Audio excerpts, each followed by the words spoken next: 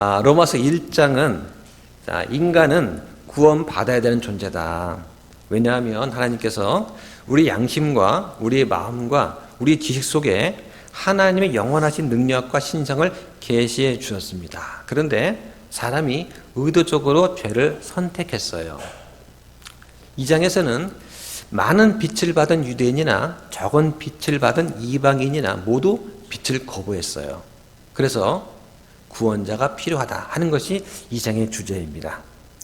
3장은 1장, 2장, 3장까지의 목적이 뭐냐면 사람이 죄인이라는 사실을 인정하면 구원자가 필요하다는 사실을 알게 하는 것입니다. 이것이 목적이에요. 그래서 내가 용서받을 필요가 있구나. 내가 길을 잃었구나. 내가 유죄구나. 내 생명이 유한하구나 하는 사실을 인정할 때 영원한 생명을 받을 수 있다.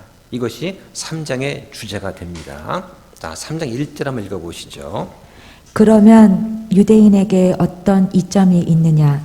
혹은 할례의 유익이 무엇이냐? 자, 유대인과 이방인 모두가 하나님의 심판석 앞에 서게 된다면 유대인한테 이점이 무엇이겠습니까? 하는 거죠. 유대인들은 많은 빛을 받았어요. 그런데 그걸 거부했습니다. 이것에 대한 심판을 받게 되겠습니다. 이방인들은 유대인보다는 적은 빛을 받았어요. 그 적은 빛을 받은 것을 거부한 것에 대한 심판을 받게 됩니다. 그러면 유대인이 이방인보다 무엇이 낫겠냐? 나한테 무엇이냐? 할례를 받았다는 게 무슨 이점이 있느냐? 하는 것을 설명하는 것이 2절입니다. 2절 읽어보시겠습니다. 모든 면에서 많은데 주된 이유는 그들에게 하나님의 말씀들이 맡겨졌다는 것이라. 자, 유대인이 다른 민족보다 나은 점이 많이 있어요. 그렇죠? 하지만 가장 중요한 점은 그들한테 하나님의 말씀이 맡겨졌다는 것입니다. 그러니까 유대인들이 구약의 성경의 말씀을 어떻게 보존합니까? 아주 철저하게 보존을 하죠. 그래서 많은 사람들은 이 구약 성경에 대해서 공격하지 않아요. 유대인들이 너무 철저하게 보존했습니다. 그런데 신약 성경은 어때요? 유대인들이 인정하지 않거든요. 그러다 보니까 신약 성경의 변개가 많이 일어납니다. 자, 그래서 마귀가 어떻게 공격합니까? 말씀을 공격합니다. 그래서 신학교에 가면 성경이 하나님 말씀이라는 학생들의 믿음을 파괴시킵니다. 어떻게 파괴시키냐면 신학교에서 가장 먼저 배우는 게 뭐냐? 온전하게 보존된 하나님의 말씀이 있다는 것을 부정하는 것부터 배워요. 그래서 우리 영어 성경 우리 2절에 말씀에 해당하는 단어를 영어 성경으로 보면 오라클이라고 되어 있어요. 이 오라클이 뭐냐면 하나님의 말씀이 나오는 곳, 즉 지동서입니다. 여기서 나온 말씀이다. 이런 뜻이에요. 이 말씀은 구약 성경의 말씀을 가리키는 것입니다. 자, 3절 한번 읽어보시죠. 그런데 만일 어떤 자들이 믿지 아니하였으면 어떻게 되겠느냐? 그들의 믿지 아니함이 하나님에 대한 믿음을 무효로 만들겠느냐? 자, 하나님께서 유대인들에게 말씀을 주셨는데 믿지 않았습니다. 그런데 그렇다고 해서 그 말씀이 무효가 되느냐? 그렇지는 않다는 거죠. 예를 들면 예레미야는 유대인들이 바빌론으로 포로로 잡혀갈 것을 말했어요. 근데 아무도 그 말을 믿지 않았습니다. 하지만 결국 모두가 예레미야 말대로 끌려갔습니다. 또 노아는 큰 홍수가 있을 거라고 경고를 했어요. 그런데 노아의 가족을 제외하고는 아무도 그 경고를 믿지 않았습니다. 결국에 40일 밤낮으로 비가 내려서 모두 물에 빠져 죽었습니다. 또 롯은 소돔과 고모라의 불덩어리가 떨어질 것이라고 경고했습니다. 사람들은 그 말을 듣고 비웃었지만 결국 모두가 불에 타 버리고 말았습니다. 또 우리는 주님이 곧 오신다고 외칩니다. 사람들은 우리 말을 듣고는 비웃고 있습니다. 하지만 결국 주님은 다시 오실 것입니다. 4절을 보시죠. 결코 그럴 수 없느니라. 참으로 하나님은 진실하시되 사람은 다 거짓말쟁이라 할지어다. 이것은 기록된 바 이로써 주께서 친히 말씀하신 것들에 의롭다 인정받으시고 판단받으실 때에 이기시리이다 함과 같으니라. 네. 자, 하나님은 진실하시되 모든 사람은 다 거짓말쟁이라 하는 말씀은 시편 116편 11절 말씀을 인용한 것입니다. 여기서 거짓말쟁이다라는 말은 형제나 이웃에 대해서 거짓 증거하다는 것, 두 번째는 우상 숭배하는 것, 세 번째는 약속을 어긴다는 그런 뜻으로 사용이 되는 말입니다. 자, 미국 같은 경우는 신학교에서는 킹 제임스 성경을 아주 좋아합니다. 그래서 우리는 킹 제임스 성경 믿는다 이 광고를 해요. 하지만 수업 시간에는 어떻게 말하냐면 세상에 완전한 성경은 존재하지 않는다라고 가르칩니다. 왜 그럽니까? 그들은 다 거짓말쟁이이기 때문에 그렇습니다. 대부분 사람들이 킹 제임스 성경의 우승을 다 알고 있어요. 그래서 현재 존재하는 모든 신학교의 신학의 기초는 이 킹 제임스 성경으로 시작된 겁니다. 그래서 광고할 때는 우리 신학교에서는 킹 제임스 성경 믿는다 광고를 해요. 그런데 실제로 그리스어 수업을 펼칠 때는 믿지 않는 사람이 만든 그리스어 사전을 가지고 사용하면서 킹 제임스 성경을 공격을 합니다. 그 결과가 뭐냐면 세상에 완전한 성경은 없다라고 하는 것을 가르치기 위한 것입니다. 그래서 킹 제임스 성경이 완전하다 하는 학생들의 믿음을 무너지게 만들고 있어요. 이것이 현실입니다. 자, 5절 보시죠. 그러나 우리의 불의가 하나님의 의를 드러낸다면 우리가 무슨 말을 하겠느냐? 내가 사람이 말하는 대로 말하노니 보복하시는 하나님께서 불의하시냐? 자, 우리의 불의가 하나님의 의를 드러낸다 하는 말은 무슨 말이냐면 내가 죄를 지면 내 죄 때문에 하나님께서 더 높여지지 않겠느냐? 내가 죄를 많이 지으면 지을수록 하나님께서 용서하신 은혜가 더 부각되지 않겠느냐? 라고 하면서 고의로 죄를 짓는 그런 궤변을 지적하는 말입니다. 하나님 결코 불순종을 통해서 영광 받지 않으십니다. 그래서 사람이 어떻게 구원을 받습니까? 하는 문제에 대해서는 행위가 없이 믿음과 은혜로 구원을 받는다 하는 말씀을 믿으면 모든 논쟁은 끝이 나죠. 근데 왜 자꾸 논쟁을 합니까? 그 이유는 성경을 최종 권위로 인정하지 않기 때문에 그래요.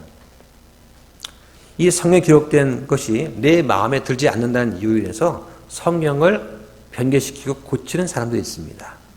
또 내 귀를 즐겁게 하고 내 마음에 맞는 설교만을 찾아 듣기도 합니다. 그것은 어리석은 행동이 되겠습니다. 어떤 사람들은 이렇게 말합니다. 성경에 약간의 오류가 있긴 하지만 읽는 데는 전혀 문제가 없다고 하는 거죠. 그래서 이 성경, 저 성경 다 좋다고 합니다. 하지만 몸에 큰 이상이 없다고 해서 약간의 독이 들어가 있는 음료를 마시는 사람은 없을 겁니다. 어떤 것이 95%가 옳다고 해도 5%가 잘못되었으면 그건 잘못된 거죠. 95%는 아내의 손을 잡고 다니고 5%는 다른 여자의 손을 잡고 다니면 누가 그것을 받아들이겠습니까? 우리가 아내한테 100% 신실하지 않다면 그것은 전혀 신실하지 않은 것입니다. 성경을 100% 믿지 않는다면 그것은 성경을 믿지 않는 거예요. 나는 다 믿겠다 하지만 도대체 6일 창조만큼 못 믿겠다.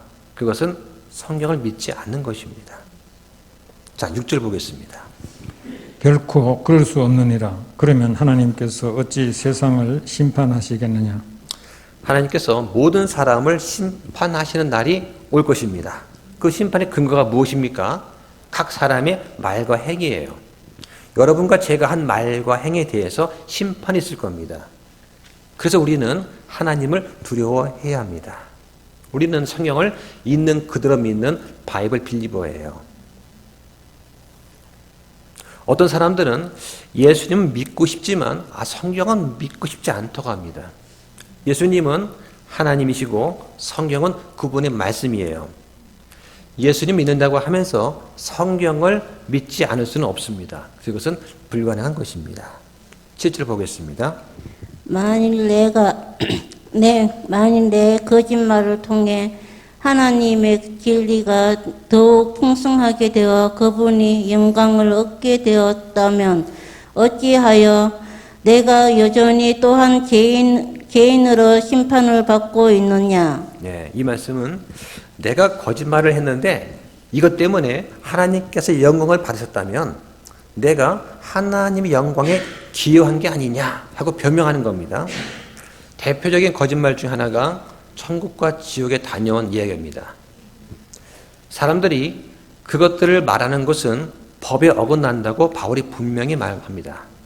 사람들의 호기심을 자극해서 사람들을 끌어들이고는 복음을 전했다고 생각합니다. 하나님은 그런 식의 영광은 받지 않으십니다.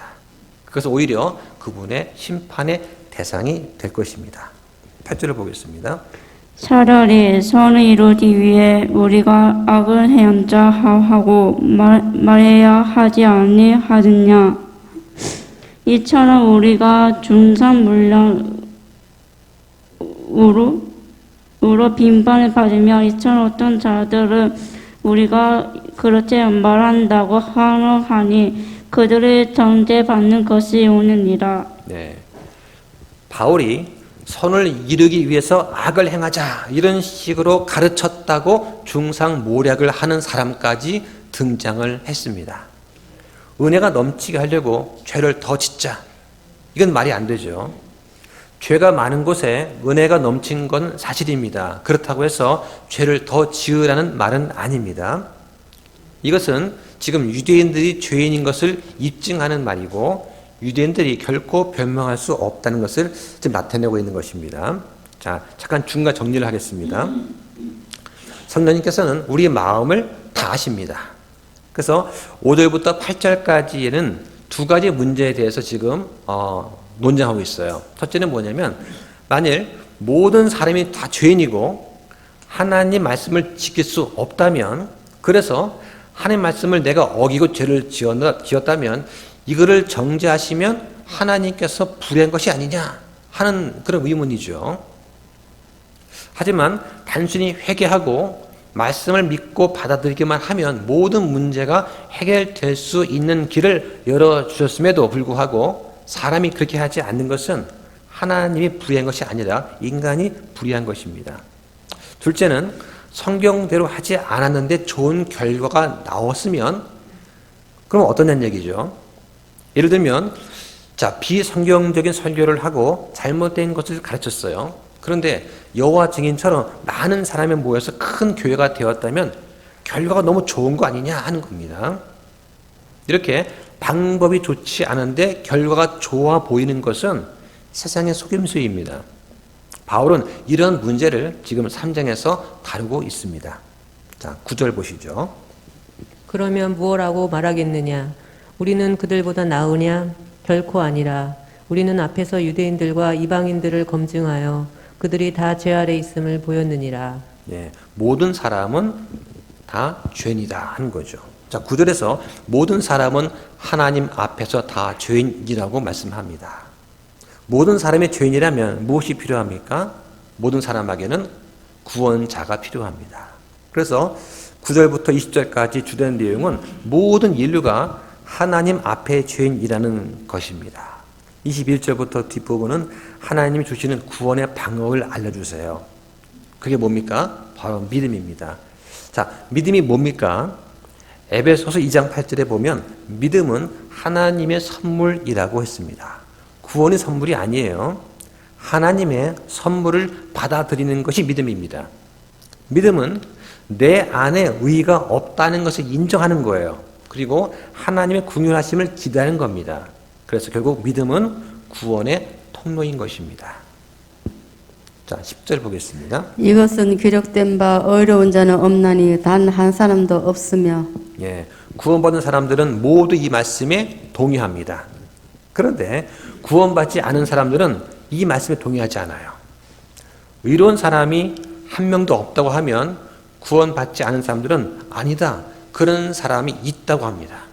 누구냐 그러면은 자기 어머니나 아버지, 아내나 남편, 친구 혹은 자신이 의롭다라고 주장을 합니다. 그들이 말하는 의로운 사람이라는 것은 뭐냐면 다른 사람과 비교해서 상대적으로 의롭다는 거예요. 나는 뉴스에 나온 저 악한 사람보다는 의롭다는 겁니다. 그런데 성경에서 말씀하시는 의미는 하늘 왕국에 갈 수 있을 만큼 의로운 사람은 한 사람도 없다는 얘기입니다. 자, 지금 10절에서 12절까지 세 구절 말씀은 칼빈주의가 인간의 전적 타락 교리를 주장하려고 인용하는 구절이에요. 그런데 성경을 일부만 보면 안 됩니다. 로마서 10장 8절 9절에는 믿음에 대해서 이렇게 말합니다. 내가 만일 내 입으로 주 예수님을 시인하고 하나님께서 그분을 죽은 자들로부터 일으키신 것을 내 마음속에 믿으면 구원을 받으리니 라고 분명히 말씀합니다. 전적으로 타락했는데 어떻게 예수님을 시인하고 마음으로 믿습니까? 여기서 등장한 게 예정설이에요. 내 의지와 관계없이 구원받기로 예정된 사람은 예수님이 저절로 믿어지게 돼서 구원을 받게 된다는 교리입니다. 그리고 지옥에 가기로 예정된 사람은 믿음을 가질 수 없다는 겁니다. 이건 잘못된 교리입니다. 자, 11절 보겠습니다. 찾는 자도 없고 하나님을 찾는 자도 없으며. 네. 구원받은 사람들은 처음에 이렇게 안정합니다. 저는 구원받지 못한 채 어떻게 살다가 주님을 찾았습니다. 그래서 예수님을 믿었고 구원받게 되었습니다. 나중에 구원받고 나서 성경을 배우고 영적으로 성장한 다음에 하나님께서 눈을 열어주시면 다른 고백을 하게 됩니다. 주님께서 저를 찾아오셨습니다. 주님께서 직장 동료를 통해서 친구를 통해서 저에게 복음을 전해 주셨습니다. 그 복음을 내가 믿고 받아들였더니 다시 태어나게 되었습니다. 이렇게 고백을 하는 거죠. 비유를 하자면 마치 어린 아이가 아버지와 숨바꼭질을 하는 것과 같습니다. 그 아이가 아버지를 찾을 수 있었던 것은 아버지가 아이 앞에 나타났기 때문이에요. 아버지가 커튼 뒤에 숨어가지고 나 여기 있지 하고 말해줬기 때문입니다. 만약 아버지가 숨으려고 했다면 그 어린 아이는 결코 아버지를 찾지 못했을 것입니다. 자, 12절 보시죠. 그들이 다 길에서 벗어나 함께 무익하게 되었고 선을 행하는 자가 없나니 단 한 사람도 없도다. 예, 사람들 중에는 법이 없어도 될 만큼 착한 사람이 많습니다. 세상에는 이런 사람이 많이 필요하죠. 그런데 이것은 사람의 생각이에요. 이런 선함으로는 결코 하늘 왕국에 갈 수가 없습니다. 성경에서 말하는 선행이 뭐냐면 예수 그리스도를 받아들이고 하나님을 기쁘시게 하는 행위를 말하는 것입니다. 그 하나님의 절대 기준이 뭐냐? 예수 그리스도입니다. 예수님과 비교했을 때 그 무게가 같아야 되는 거예요. 그래야 하나님께서 인정하시는 의인이 됩니다. 근데 우리는 그렇게 살 수가 없어요. 그렇기 때문에 예수 그리스도를 믿고 그분을 받아들여야 하는 것입니다. 쇳덩어리는 물에 뜰 수가 없습니다. 근데 뜨는 방법은 한 가지가 있어요. 쇳덩어리에 물이 뜨려면 어떻게 됩니까? 그 옆에 있는 배에 올라타면 되는 거죠. 그럼 무거운 쇳덩어리도 뜰 수가 있습니다. 그 옆에 있는 배, 그 방주가 누구입니까? 바로 예수님이 구원의 방주가 되시는 겁니다. 자, 13절 보시죠. 그들의 목구멍은 열린 돌무덤이고 그들은 자기 혀로 소금술을 썼으며 그들의 입술 밑에는 독사의 독이 있고. 자, 이것은 굉장히 구체적인 설명입니다. 자, 무덤을 열면 무엇이 보입니까? 죽음이 보입니다. 아무런 생명이 없는 것을 볼 수가 있어요. 구원받지 않은 사람의 입에는 생명이 없습니다. 다른 사람을 살리고 세워주는 말이 나오지 않아요. 아무리 좋은 덕이 되는 얘기를 한다 해도 결국 영혼과는 관련이 없는 말만 합니다. 그런 사람들의 입에는 거짓말이 가득하죠. 그 거짓말로 다른 사람과 자신을 속입니다. 그리고 다른 사람한테 상처를 주죠. 그래서 그들의 입술 밑에는 독사의 독이 있다라고 하는 것입니다. 14절 보겠습니다. 그들의 입은 저주와 쓴 것으로 가득하며. 네, 자, 입은 저주와 쓴 것으로 가득하다. 인간의 가장 치명적인 죄는 말로 짓는 죄입니다. 셋째 혀를 잘못 써서 하나님을 가장 대적하는 도구로 쓰입니다. 내 생각에는 잘했다 했다고 생각해서 했겠지만 그리스도의 심판석에서 다 드러나게 됩니다. 그때는 변명할 수가 없어요. 심판석 앞에 서면 내 혀가 스스로 자백하게 됩니다. 만약 그 사람이 구원받았으면 지옥에는 가지 않겠지만 보상의 손실을 당하게 됩니다. 15절 보시죠. 그들의 발은 피 흘리는데 빠름으로 네, 그들의 발은 피 흘리는데 빠르다. 이 말은 이사야 59장 7절 8절 말씀을 인용한 것입니다. 이 말씀은 유대인들이 저지른 죄를 말하는 거예요. 유대인들은 무지한 피를 흘리는데 빨랐습니다. 그들의 생각은 불법의 생각뿐이었습니다. 그래서 화평을 알지 못한다고 성경은 말씀합니다. 피 흘리는데 빨랐던 첫사람은 가인이었어요. 그 가인의 피가 지금 우리 안에도 흐르고 있습니다. 처음에는 말로 짓다가 다음에는 행동으로 죄를 짓습니다. 왜 그럽니까? 그리스도가 내 안에 없기 때문입니다. 또는 성령님이 내 안에 계시지만 성령님을 무시하기 때문에 그래요. 그리고 옛 본성이 고개를 들고 일어나서 나를 지배하기 때문에 그렇습니다. 16절 보시죠. 파멸과 고통이 그들의 곁에 있어. 네, 피 흘리는데 빠르기 때문에 폭력과 파멸과 고통이 늘 있어요. 그래서 창세기 6장에서 하나님께서 인간을 보니 폭력이 난무하고 인간이 상상하는 모든 것이 다 악하더라 라고 말씀을 하십니다. 자, 17절입니다. 그들이 화평의 길을 알지 못하였고 화평의 길은 예수 그리스도 한 분뿐입니다. 그분만이 하나님과 우리를 화해시킬 수 있다고 성경은 말합니다. 자, 인간이 죄로 인해 태어날 때 우리 영은 죽어 있습니다. 영이 뭐 하는 겁니까? 하나님과 소통하는 기능을 하는 거죠. 그래서 우리가 믿음을 가질 때 성령님께서 우리에 들어오셔가 영을 탁 치면 우리 영이 깨어나는 겁니다. 혼이 무엇입니까? 나 자신을 생각하고 이성과 양심이 작용하는 기능을 합니다. 지난번에 어떤 분이 짐승에도 혼이 있냐고 질문하셨습니다. 근데 짐승 어떻습니까? 사람만큼은 아니지만 짐승들도 느끼고 지각하는 것을 볼 수 있어요. 그러면 혼이 있을 거라고 생각은 됩니다. 그런데 성경에 나와 있지 않기 때문에 자세히 알 길이 없어요. 그래서 우리는 성경이 계시는 주는 것만 믿게 됩니다. 육은 무엇입니까? 육은 세상을 바라보는 통로죠. 우리가 보고 듣고 맛보고 느끼는 그런 기능을 하는 거예요. 그래서 우리가 복음을 받아들이면 성령님이 들어오셔서 죽어있던 영을 다시 살립니다. 그러면 어떻게 돼요? 하나님과 교제할 수 있게 되죠. 이게 하나님과 화평케 되는 것입니다. 자, 18절 보시죠. 그들의 눈앞에는 하나님을 두려워함이 없느니라 함과 같으니라. 네, 죄인들은 하나님을 두려워하지 않습니다. 사람들한테 지옥에 대해서 이야기하면 웃어요. 심지어 컴퓨터 게임 중에는 지옥을 다녀오고 지옥의 인지를 구출하는 그런 스토리가 많습니다. 그만큼 지옥에 대해서 친숙해졌어요. 그것은 마귀의 계략입니다. 우리는 이도 화상만 입어도 엄청난 고통을 느낍니다. 된장 뚝배기에 살짝 살이 닿아도 일주일 동안 상처가 남아있어요. 그런데 이 지옥의 불과 그 뜨거움은 상상조차 하기 어렵습니다.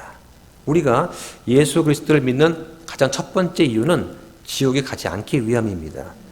왜 지옥이 두렵습니까? 지옥은 하나님과 영원히 단절된 곳이기 때문입니다. 거기에는 두 번의 기회가 없습니다. 19절 보겠습니다. 이제 우리가 아는 바와 같이 율법의 어떤 것들을 말하든지 그것은 율법 아래 있는 자들에게 말하나니 이것은 모든 입을 막아 온 세상이 하나인 그 모든 입을 막아 온 세상이 하나님 앞에 유죄가 되게 하려 함이라. 네. 자, 율법은 모든 입을 막는다고 합니다. 자, 지금까지 이야기를 종합해 보면 인간은 유죄이다 하는 것을 인정할 수밖에 없어요. 성경은 율법을 주신 목적이 모든 사람의 입을 막기 위함이라고 말씀하고 있습니다. 다시 한번 4절을 봐보세요. 결코 그럴 수 없느니라. 참으로 하나님은 진실하시되 사람은 다 거짓말쟁이라 할지어다. 성경과 논쟁하면 안 됩니다. 하나님과 다투지 마십시오. 성경이 나를 죄인이라고 하면 인정해야 됩니다. 내가 죄인인 것을 인정해야지만 구원받을 수 있습니다. 그걸 시인하지 않으면 예수 그리스도의 피로 씻음 받을 수가 없게 되기 때문입니다. 자, 중간 정리를 좀 해보겠습니다. 자, 로마서에서 1장부터 3장까지는 오늘날 목사들이 설교를 잘 하려고 하지 않아요. 왜냐하면 사람들의 마음에 찔림을 주기 때문입니다. 교회 다니는 사람들도 잘 들으려고 하지 않습니다. 그런데 로마서 1장부터 3장까지 말씀을 알지 못하면 복음에 대해서 온전히 이해할 수가 없습니다. 하나님께서는 내가 예수 그리스도 없이는 멸망당할 수밖에 없는 존재다 하는 사실을 알려주십니다. 여기 계신 구원받은 모든 분들도 마찬가지입니다. 여러분이 다시 태어난 이유는 내 힘으로는 결코 하늘 왕국에 갈 수 없다고 인정했기 때문입니다. 내가 죄인이라는 사실을 인정하는 것, 그 아는 것 매우 중요한 것입니다. 자, 20절 보겠습니다. 그러므로 율법의 행위를 들어오는 어떤 유체도 그분이 눈앞에서 외롭다 하고 인정받을 수 없다니 율법 위에서는 죄를 알게 되느니라. 네. 자, 저기 20절에는 3장 19절까지의 결론이 나옵니다.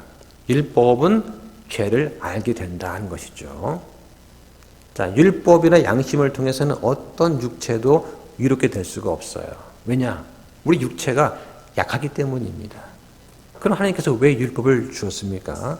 이 율법을 보고 자신이 죄인일 수밖에 없다는 것을 깨달으라 하는 것입니다. 우리는 어떻게 해야 됩니까? 주여 긍휼을 베푸소서라고 부르짖는 수밖에 없어요. 자, 우리 말씀에 뭐라고 되어 있습니까? 원수를 사랑하라 하는 율법이 있습니다. 어떻게 원수를 사랑할 수 있습니까?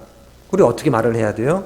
주님, 저는 죄인이기 때문에 저는 원수를 사랑할 수가 없습니다. 저는 못합니다. 라고 고백이 나와야 정상이에요. 그럼 주님이 어떻게 하십니까? 내가 너를 구원해서 내가 네 안에 들어가서 내가 원수를 사랑할 수 있다는 것을 너에게 보여주겠다 라고 말씀을 하시는 겁니다. 예수님이 내 안에 들어오시면 나를 미워하는 사람조차도 사랑할 수 있는 능력이 생기는 겁니다. 여러분 안에 예수님이 계십니까? 그럼 사랑할 수가 있는 것입니다. 21절 보겠습니다. 그러나 이제는 율법 밖에 있는 하나님의 의, 곧 율법과 대언자들이 증언한 의가 드러났는데. 자, 율법 밖에 있는 하나님의 의가 드러났다. 자, 율법 밖에 있다는 말이 뭐예요? 하나님의 의를 얻기 위해서는 율법을 지키는 것과 같은 어떤 행위도 필요 없다는 뜻입니다. 이게 율법 밖에 있다는 뜻이에요. 그러면 하나님의 의가 도대체 뭐냐? 하나님께서 예수 그리스도의 믿음을 가진 자한테 부어주시는 의다. 이게 하나님의 의예요. 그 의가 어떻게 드러났냐? 바로 그리스도의 피로 말미암아 드러났습니다. 또 여기 보면 율법과 대언자들의 증언이 나옵니다. 여기서 율법과 대언자들의 증언은 구약 성경을 말하는 거예요. 이 말씀 밑에 관주가 있어요. 조그만 글씨로. 거기 보면 요한복음 5장 46절에 이렇게 되어 있습니다. 너희가 모세를 믿었더라면 나를 믿었으리니 그는 나에 대해서 기록하였기 때문이라. 그 모세는 누굽니까? 율법을 기록한 사람이죠. 또 베드로전서 1장 10절에 보면 혼의 구원에 관해서 대언자들이 부지런히 조사하고 탐구했다라고 기록이 되어 있어요. 그래서 그 율법과 대언자들이 증언한 게 뭐냐? 바로 하나님의 의라고 하는 것입니다. 이런 말씀이죠. 자, 그 다음 22절 보겠습니다. 그것은 곧 예수 그리스도의 믿음에 의해 모든 자들에게 미치고 믿는 모든 자들 위에 임하는 하나님의 의니 이는 그 외에 차별이 없기 때문이라. 네. 사람은 어떻게 하나님의 의를 얻을 수 있습니까? 성경은 예수 그리스도의 믿음으로 얻을 수 있다고 말씀합니다. 구약시대는 어떻게 구원받았습니까? 구약시대는 믿음으로 구원을 받았습니다. 구약과 신약은 똑같습니다. 믿음으로 구원받습니다. 구약 시대 사람이었던 나사로는 어떻게 아브라함의 품으로 갈 수 있었습니까? 이 구약 시대 인물 거짓 나사로가 율법을 지켜서 낙원에 갔습니까? 그건 아니죠. 구약 시대 사람이었던 십자가 위에서 죽은 강도는 지옥이 아닌 낙원에 어떻게 갔습니까? 율법을 지켰나요? 아닙니다. 그들은 예수 그리스도의 믿음을 통해서 낙원에 갔습니다. 십자가 사건 이전인 이 구약 시대에는 병들고 연약한 사람들의 그 원인은 율법을 지키지 못한 것으로 간주되었어요. 율법을 안 지켰으니까 그 죄 때문에 병에 든 것을 봤습니다. 그래서 예수님께서 하신 일이 뭡니까? 율법을 지키지 못해 병든 자한테 뭐라고 했습니까? 네 죄가 용서받았느니라. 먼저 죄 용서를 선포하신 것입니다. 자, 그 다음 20절 보겠습니다. 사람이 죄를 지어 하나님의 영광에 이르지 못하더니. 예, 여기 보면은 죄와 영광이 나오죠. 사람의 죄와 하나님의 영광이 지금 대조를 이루고 있습니다. 사람들은 누가 죄인입니까? 물으면 먼저 자신을 생각하지 않고 뉴스에서 본 자기보다 더 나쁜 사람을 먼저 생각합니다. 그런데 성경의 기준은 달라요. 성경은 자신보다 나쁜 사람이 아닌 하나님의 영광을 그 기준으로 말합니다. 우리는 자신을 하나님의 영광과 비교해야 돼요. 만약에 어떤 사람이 자기 힘으로 과거에 구원받지 못했다면 나중에도 구원받을 수 없습니다. 왜냐하면 살아가면서 계속 죄를 더하고 더할 것이기 때문입니다. 우리가 하나님을 알면 알수록 더 깨닫게 되는 것이 있습니다. 하나님의 의가 아니었다면 나는 결코 구원받지 못했을 거라는 사실입니다. 자, 그 다음 보겠습니다. 24절.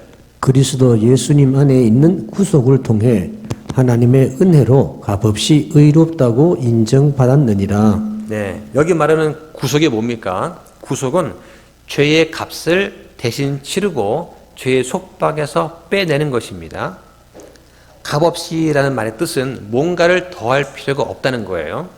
우리는 구원받기 위해서 아무것도 할 필요가 없습니다. 구원받고 나서 이 구원을 유지하기 위해서도 아무것도 할 필요가 없어요. 이것이 바로 값없이 의롭게 되었다는 뜻입니다. 오늘날 설교 강단에서 사라지는 단어가 있어요. 칭의, 구속, 화목, 대속, 입양, 전가 이런 단어가 사라집니다.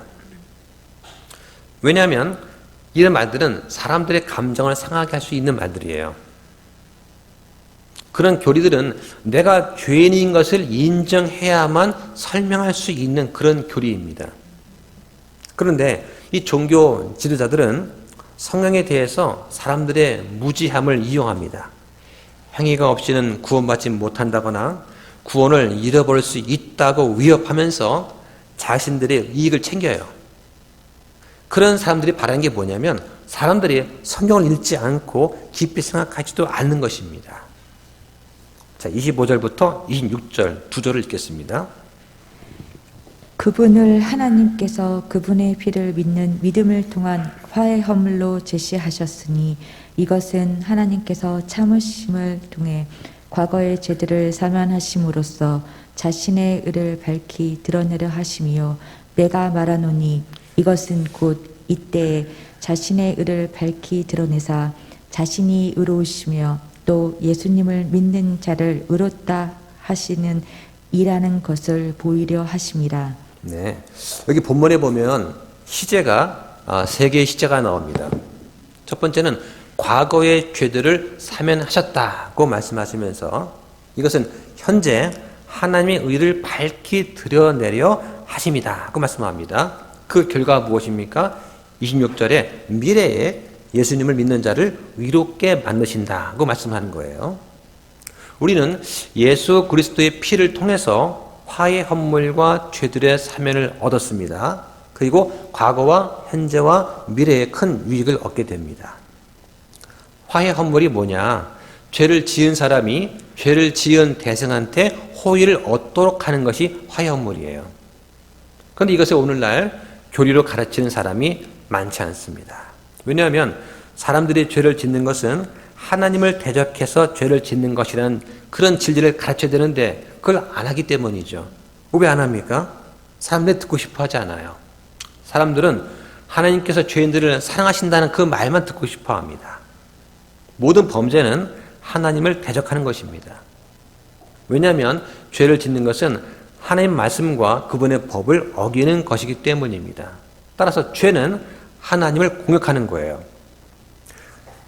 예를 들면 다윗이 밧세바를 범했을 때 나단 대원자가 와서 다윗의 잘못을 지적을 합니다. 그때 다윗이 뭐라고 합니까? 내가 주께 죄를 지었노라 하고 자백을 하죠. 그래서 오늘날 사람들이 이 화해 헌물에 대한 설교를 잘 못 듣는 이유는 하나님의 진노하심에 대한 설교를 듣지 못하기 때문입니다. 그래서 구속은 값이 이미 치루어진 것이고 화해 헌물은 그 값이 치루어진 인지를 몸값을 받고 풀어주겠다는 뜻입니다. 하나님께서 예수님을 하나님과 죄인 사이의 화해 헌물로 세우신 그 결과가 무엇입니까? 하나님의 진노가 누그러진 거예요. 왜입니까? 공의가 충족이 되었기 때문이죠. 그 다음에 사랑이 있는 거예요.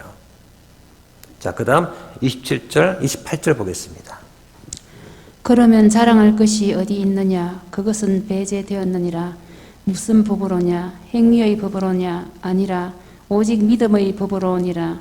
그러므로 우리는 사람이 율법의 행위 없이 믿음으로 의롭다 인정받는다고 결론을 내리노라. 자, 행위의 법으로냐? 만약 행위의 법으로라면 나는 이걸 했고 저걸 했다고 자랑할 수 있을 것입니다. 사람이 율법의 행위 없이 믿음으로 의롭다 인정받는다고 사도행전 15장 11절에도 기록이 되어 있습니다. 모든 사람들은 믿음을 가지고 있습니다. 뭔가를 믿으면서 살아가죠. 우리가 전도할 때 믿음만 강조하면 성경적인 복음 전도가 아닙니다. 믿음보다 더 중요한 것이 있어요. 바로 믿음의 대상입니다. 누구를 믿는가가 더 중요한 겁니다. 여러분, 누구를 믿어야 됩니까? 그렇죠. 아들을 믿어야만 되죠. 아들 예수 그리스도를 믿어야만 영존하는 생명을 얻을 수 있습니다. 유튜브에 보면 어떤 유명한 목사의 인터뷰가 나옵니다. 누군지 말을 들어보면 다 아는 사람이에요. 그분 이런 말을 합니다. 나는 기독교를 믿는다. 그리고 내 며느리는 불교를 믿는다. 나도 믿음이 있고 며느리도 믿음이 있으니까 각자 믿음이 있으니까 우리는 구원받는다. 이런 망언을 했습니다. 자, 그 다음 29절 30절 보겠습니다. 그분은 유대인들만의 하나님이시냐? 그분은 또한 이방인들의 하나님은 아니시냐?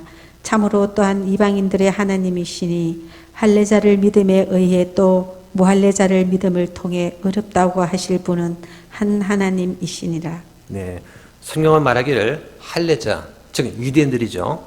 유대인들은 믿음에 의해 의롭게 되고 무할례자, 이방인입니다. 이방인들은 믿음을 통해 의롭게 된다고 말씀하고 있습니다. 믿음에 의한 것과 믿음을 통한 것은 차이가 없습니다. 같은 말이에요. 유대인과 이방인 모두 믿음으로 의롭게 됩니다. 하나님께서 의롭게 해주신다는 것도 동일합니다. 화해 헌물도 동일하고 죄를 용서받는 것도 동일합니다.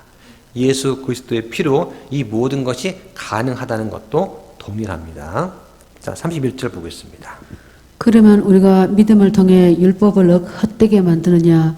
결코 그럴 수 없느니라. 참으로 우리가 율법을 굳게 세우느니라. 자, 믿음을 통해 율법을 헛되게 만들지 않습니다. 율법은 예수님께서 다 성취하셨습니다. 율법이 요구했던 모든 것은 예수님이 다 이루어 주셨습니다. 여기서 우리가 율법을 굳게 세운다 이 말은 믿음을 가져서 믿음으로 율법에 대해서 민감해진다는 뜻입니다. 율법의 본래 목적이 뭐예요? 죄를 깨닫게 하는 것입니다. 율법은 우리를 그리스도께 인도하는 감독 교사예요. 예전 성경은 후녀 선생이라고 되어 있었습니다. 자, 지금까지 우리가 로마서 3장을 강의를 했어요. 자, 3장의 결론이 무엇입니까? 결론은 유대인과 이방인 모두 다 죄인이다. 유대인도 믿음을 통해서, 이방인도 믿음을 통해서 구원받는다 하는 것이 주제입니다. 자, 기도하고 마치겠습니다.